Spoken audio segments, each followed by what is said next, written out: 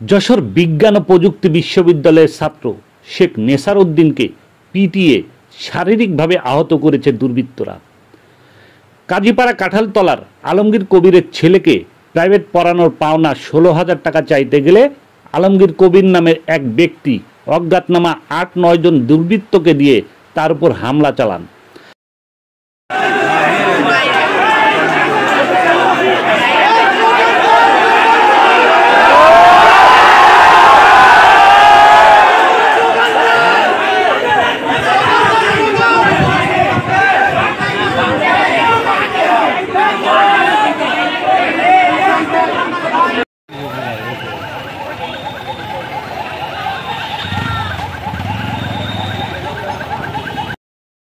আজ সন্ধ্যায় কাঁঠালতলা ছাত্রকে প্রহার করার ঘটনা বিজ্ঞান ও প্রযুক্তি বিশ্ববিদ্যালয়ের ছাত্রদের মাঝে ছড়িয়ে পড়লে শত শত ছাত্ররা আলমগীর কবিরের বাড়ি ঘেরাও করে বিক্ষোভ দেখাতে থাকে।